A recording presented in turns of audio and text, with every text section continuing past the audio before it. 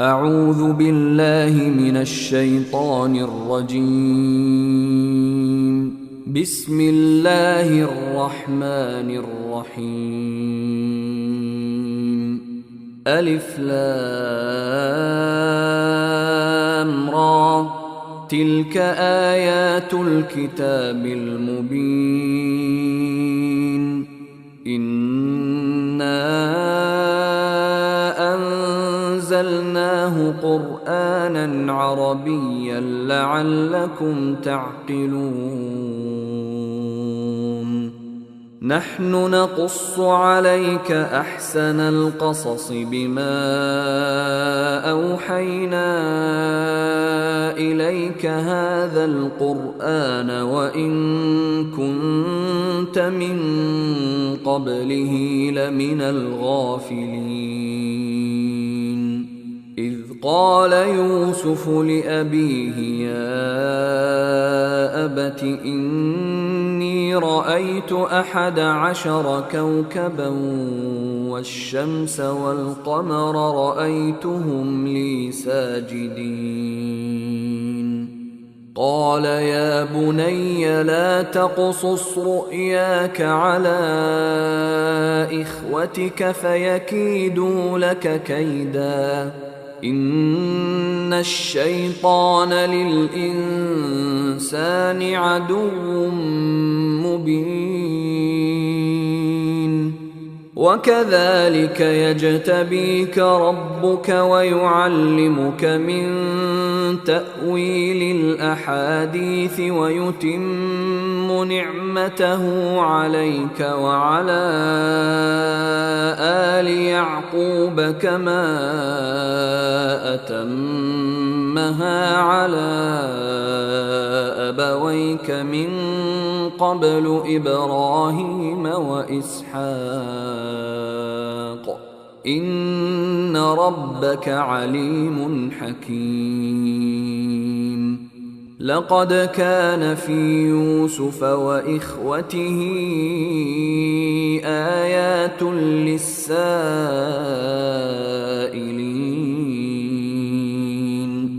إذ قالوا ليوسف وأخوه أحب إلى أبينا منا ونحن عصبة إن أبانا لفي ضلال مبين. اقتلوا يوسف أو اطرحوه أرضا يخل لكم وجه أبيكم وتكونوا من بعده قوما صالحين. قال قائل منهم لا تقتلوا يوسف وألقوه في غيابة الجب يلتقطه بعض السيارة إن كنتم فاعلين. قالوا يا أبانا ما لك لا تأمنا على يوسف وإنا له لناصحون. أرسله معنا غدا يرتع ويلعب وإنا له لحافظون. قال إني ليحزنني أن تذهبوا به وأخاف أن يأكله الذئب وأنتم عنه غافلون. قالوا لئن أكله الذئب ونحن عصبة إنا إذا لخاسرون. فلما ذهبوا به وأجمعوا أن يجعلوه في غيابة الجب وأوحينا إليه لتنبئنهم بأمرهم هذا وهم لا يشعرون وجاءوا أباهم عشاء يبكون قالوا يا أبانا إنا ذهبنا نستبق وتركنا يوسف عند متاعنا فأكله الذئب وما أنت بمؤمن لنا ولو كنا صادقين وجاءوا على قميصه بدم كذب قال بل سولت لكم أنفسكم أمرا فصبر جميل والله المستعان على ما تصفون. وجاءت سيارة فأرسلوا واردهم فأدلى دلوه قال يا بشرى هذا غلام وأسروه بضاعة والله عليم بما يعملون. وشروه بثمن بخس دراهم معدودة وكانوا فيه من الزاهدين.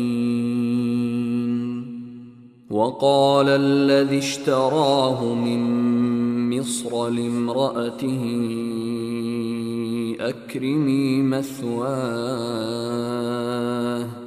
أكرمي مثواه عسى أن ينفعنا أو نتخذه ولدا وكذلك مكنا ليوسف في الأرض ولنعلمه من تأويل الأحاديث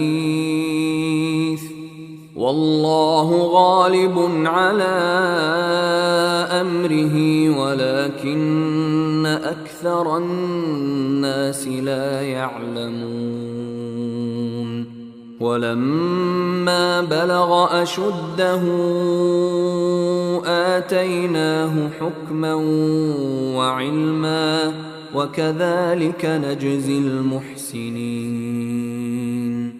وراودته التي هو في بيتها عن نفسه وغلقت الأبواب وقالت هيت لك قال معاذ الله إنه ربي أحسن مثواي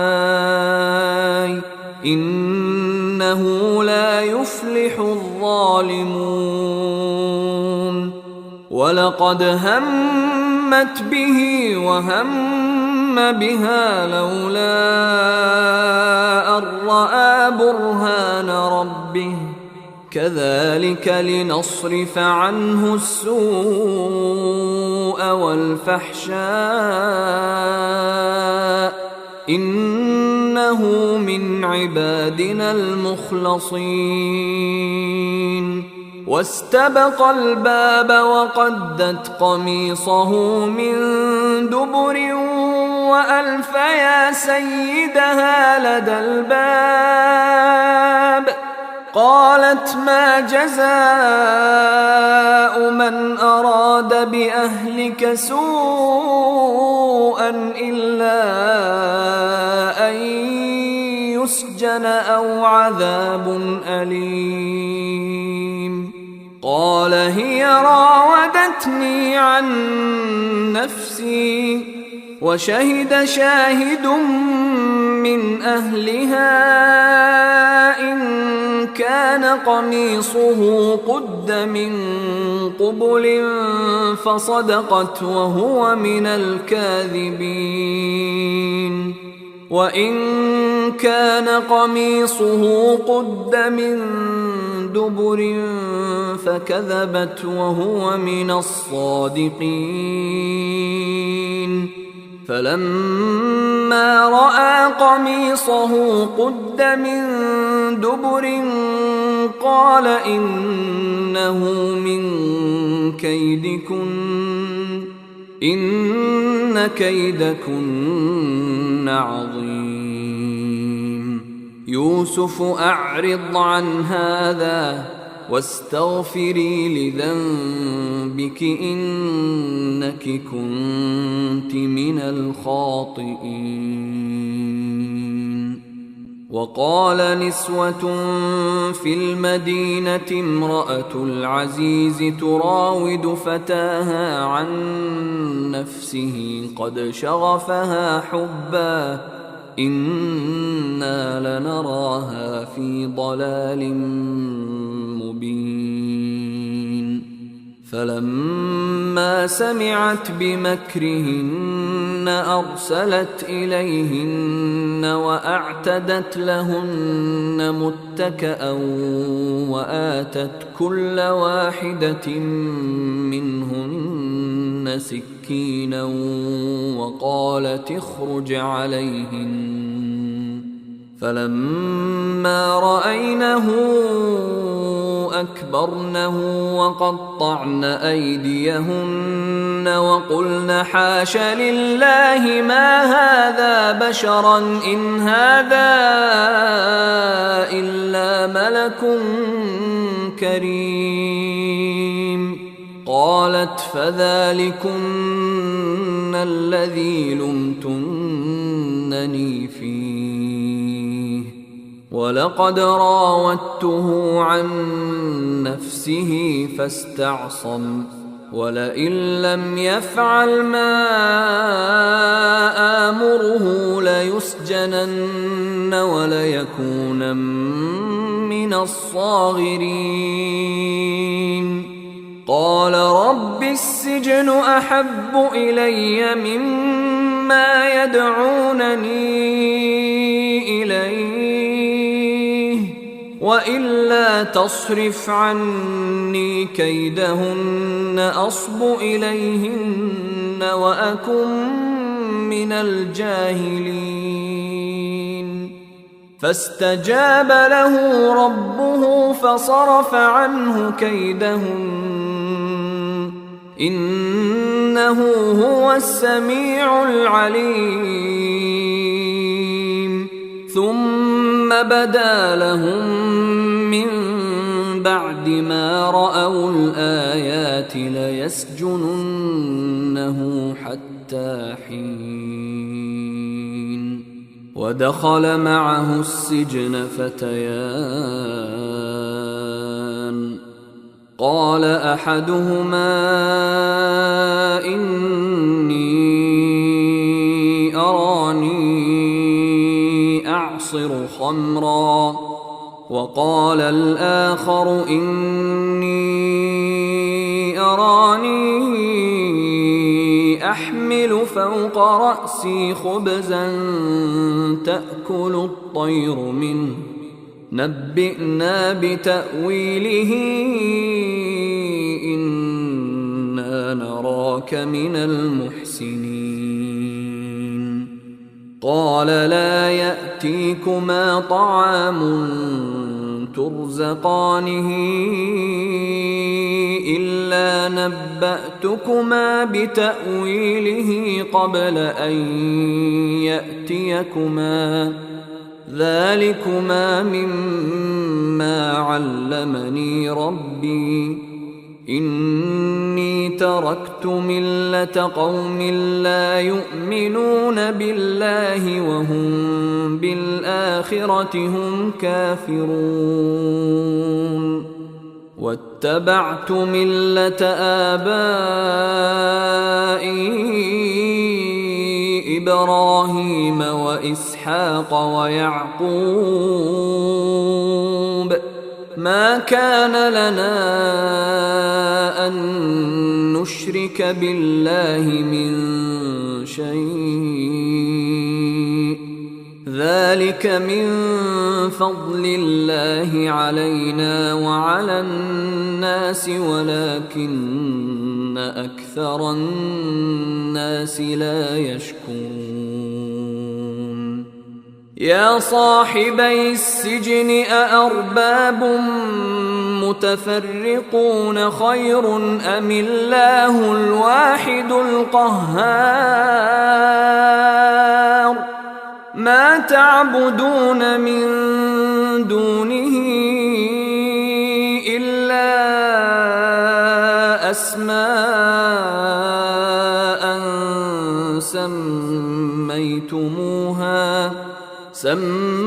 سميتموها أنتم وآباؤكم ما أنزل الله بها من سلطان إن الحكم إلا لله أمر ألا تعبدوا إلا إياه ذلك الدين القيم ولكن أكثر الناس لا يعلمون يا صاحبي السجن أما أحدكما فيسقي ربه خمرا وأما الآخر فيصلب فتأكل الطير من رأسه قضي الأمر الذي فيه تستفتيان وقال للذي ظن أنه ناج منهما اذكرني عند ربك فأنساه الشيطان ذكر ربه فلبث في السجن 10 سنين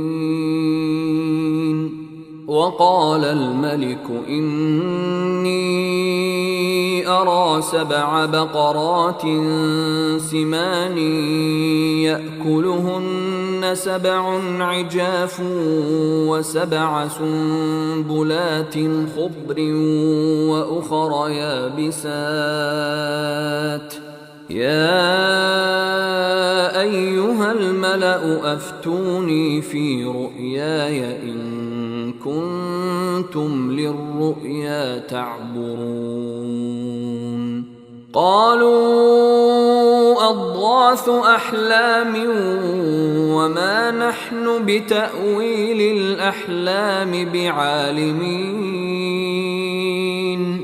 وقال الذي نجا منهما وادكر بعد أمة أنا أنبئكم بتأويله فأرسلون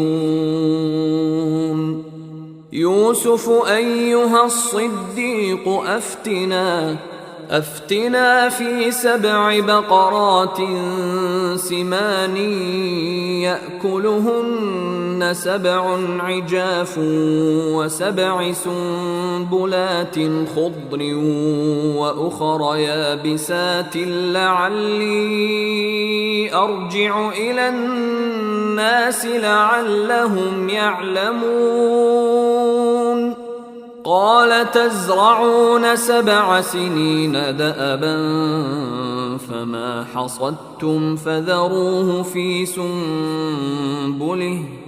فذروه في سنبله إلا قليلا مما تأكلون ثم يأتي من بعد ذلك 7 شداد يأكلن ما قدمتم لهن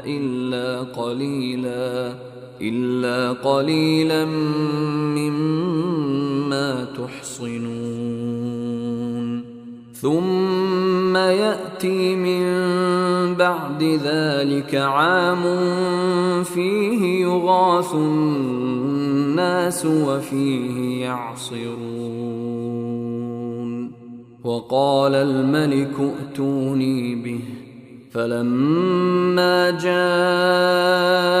الرسول قال ارجع إلى ربك فاسأله ما بال النسوة اللاتي قطعن أيديهن إن ربي بكيدهن عليم. قال ما خطبكن إذ راوتن يوسف عن نفسه قلن حاش لله ما علمنا عليه من سوء. قالت امرأة العزيز الآن حصحص الحق أنا راودته عن نفسه وإنه لمن الصادقين. ذلك ليعلم أني لم أخنه بالغيب وأن الله لا يهدي كيد الخائنين. وما أبرئ نفسي إن النفس لأمارة بالسوء إلا ما رحم ربي إن ربي غفور رحيم. وقال الملك ائتوني به أستخلصه لنفسي فلما كلمه قال إنك اليوم لدينا مكين أمين. قال اجعلني على خزائن الأرض إني حفيظ عليم. وكذلك مكنا ليوسف في الأرض يتبوأ منها حيث يشاء نصيب برحمتنا من نشاء ولا نضيع أجر المحسنين. ولأجر الآخرة خير للذين آمنوا وكانوا يتقون. وجاء إخوة يوسف فدخلوا عليه فعرفهم وهم له منكرون. ولما جهزهم بجهازهم قال ائتوني بأخ لكم من أبيكم ألا ترون أني أوفي الكيل وأنا خير المنزلين. فإن لم تأتوني به فلا كيل لكم عندي ولا تقربون. قالوا سنراود عنه أباه وإنا لفاعلون. وقال لفتيانه اجعلوا بضاعتهم في رحالهم لعلهم يعرفونها إذا انقلبوا إلى أهلهم لعلهم يرجعون. فلما رجعوا إلى أبيهم قالوا يا أبانا منع منا الكيل فأرسل معنا أخانا نكتل وإنا له لحافظون.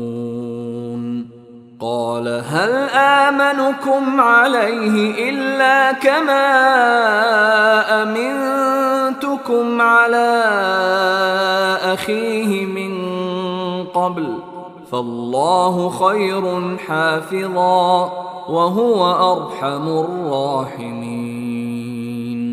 ولما فتحوا متاعهم وجدوا بضاعتهم ردت إليهم قالوا يا أبانا لنا ما نبغي هذه بضاعتنا ردت إلينا ونمير أهلنا ونحفظ أخانا ونزداد كيل بعير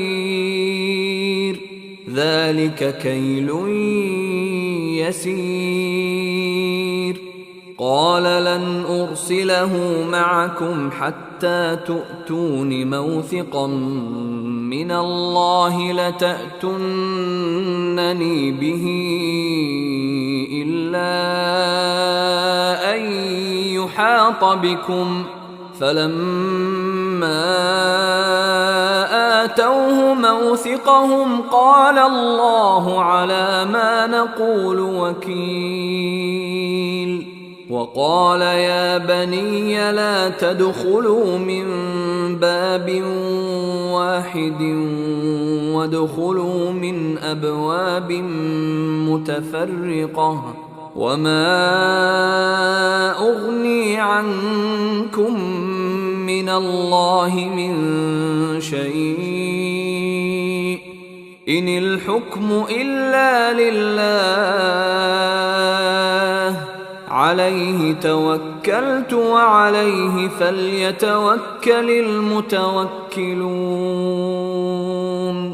ولما دخلوا من حيث أمرهم أبوهم ما كان يغني عنهم من الله من شيء إلا حاجة في نفس يعقوب قضاها وإنه لذو علم لما علمناه ولكن أكثر الناس لا يعلمون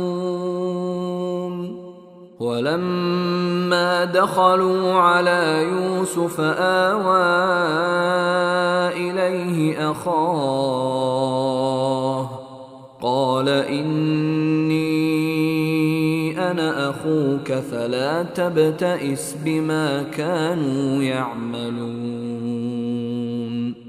فلما جهزهم بجهازهم جعل السقاية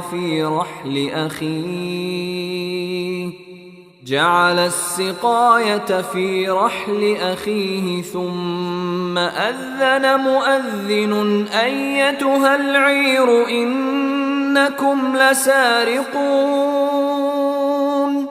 قالوا وأقبلوا عليهم ماذا تفقدون قالوا نفقد صواع الملك ولمن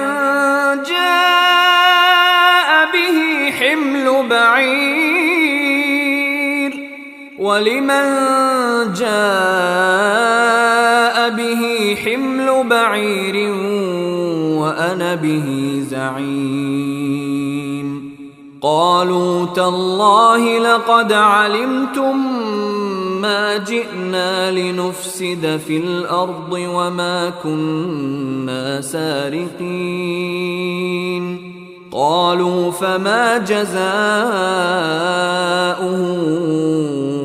إن كنتم كاذبين قالوا جزاؤه من وجد في رحله فهو جزاؤه كذلك نجزي الظالمين فبدأ بأوعيتهم قبل وعاء أخيه ثم استخرجها من وعاء أخيه كذلك كدنا ليوسف ما كان ليأخذ أخاه في دين الملك إلا أن يشاء الله نرفع درجات من نشاء وفوق كل ذي علم عليم قالوا إن يسرق فقد سرق أخ له من قبل فأسرها يوسف في نفسه ولم يبدها لهم قال أنتم شر مكانا والله أعلم بما تصفون قالوا يا أيها العزيز إن له أبا شيخا كبيرا فخذ أحدنا مكانه إنا نراك من المحسنين قال معاذ الله أن نأخذ إلا من وجدنا متاعنا عنده إنا إذا لظالمون فلما استيئسوا منه خلصوا نجيا قال كبيرهم ألم تعلموا أن أباكم قد أخذ عليكم موثقا من الله ومن قبل ما فرطتم في يوسف فلن أبرح الأرض حتى يأذن لي أبي أو يحكم الله لي وهو خير الحاكمين ارجعوا إلى أبيكم فقولوا يا أبانا إن ابنك سرق وما شهدنا إلا بما علمنا وما كنا للغيب حافظين واسأل القرية التي كنا فيها والعير التي أقبلنا فيها وإنا لصادقون قال بل سولت لكم أنفسكم أمرا فصبر جميل عسى الله أن يأتيني بهم جميعا إنه هو العليم الحكيم وتولى عنهم وقال يا أسفا على يوسف وابيضت عيناه من الحزن فهو كظيم قالوا تالله تفتأ تذكر يوسف حتى تكون حرضا أو تكون من الهالكين قال إنما أشكو بثي وحزني إلى الله وأعلم من الله ما لا تعلمون يا بني يذهبوا فتحسسوا من يوسف وأخيه ولا تيأسوا من روح الله إنه لا ييأس من روح الله إلا القوم الكافرون فلما دخلوا عليه قالوا يا أيها العزيز مسنا وأهلنا الضر وجئنا ببضاعة مزجاة فأوف لنا الكيل وتصدق علينا إن الله يجزي المتصدقين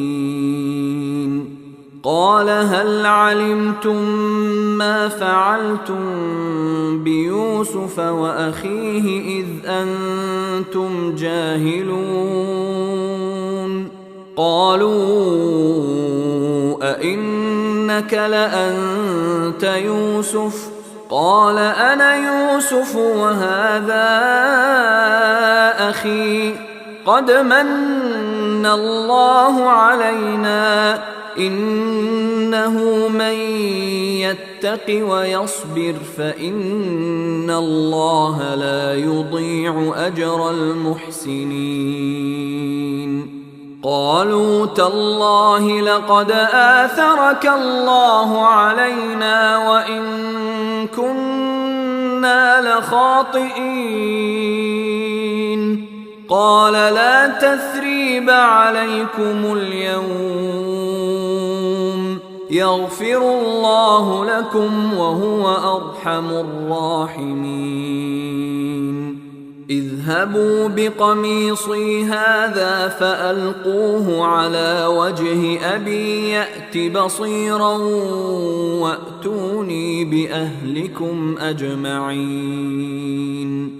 ولما فصلت العير قال أبوهم إني لأجد ريح يوسف لولا أن تفندون.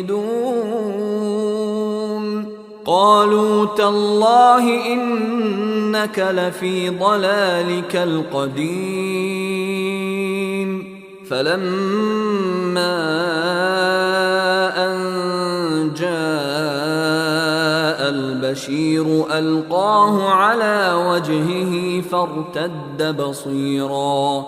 قال ألم أقل لكم إني أعلم من الله ما لا تعلمون. قالوا يا أبانا استغفر لنا ذنوبنا إنا كنا خاطئين. قال سوف أستغفر لكم ربي إنه هو الغفور الرحيم. فلما دخلوا على يوسف آوى إليه أبويه وقال ادخلوا مصر إن شاء الله آمنين. ورفع أبويه على العرش وخروا له سجدا وقال يا أبت هذا تأويل رؤياي من قبل قد جعلها ربي حقا وقد أحسن بي إذ أخرجني من السجن وجاء بكم من البدو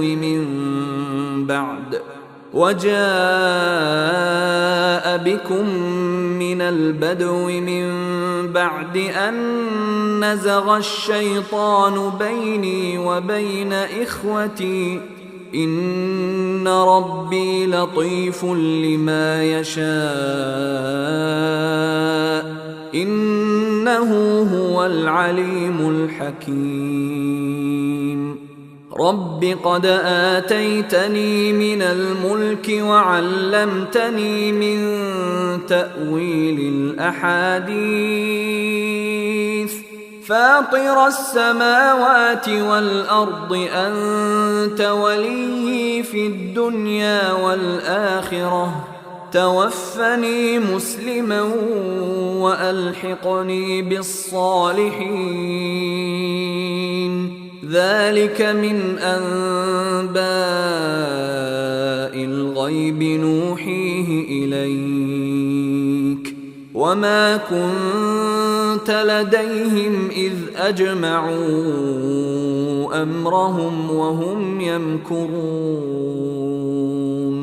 وما أكثر الناس ولو حرصت بمؤمنين وما تسألهم عليه من أجر إن هو إلا ذكر للعالمين. وكأين من آية في السماوات والأرض يمرون عليها وهم عنها معرضون وما يؤمن أكثرهم بالله إلا وهم مشركون أفأمنوا أن تأتيهم غاشية من عذاب الله أو تأتيهم الساعة بغتة وهم لا يشعرون قل هذه سبيلي أدعو إلى الله على بصيرة أنا ومن اتبعني وسبحان الله وما أنا من المشركين وما أرسلنا من قبلك إلا رجالا نوحي إليهم من أهل القرى أفلم يسيروا في الأرض فينظروا كيف كان عاقبة الذين من قبلهم ولدار الآخرة خير للذين اتقوا أفلا تعقلون حتى إذا استيأس الرسل وظنوا أنهم قد كذبوا جاءهم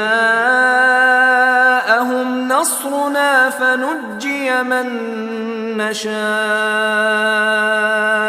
ولا يرد بأسنا عن القوم المجرمين لقد كان في قصصهم عبرة لأولي الألباب ما كان حديثا يفترى ولكن تصديق الذي بين يديه وتفصيل كل شيء وهدى ورحمة لقوم يؤمنون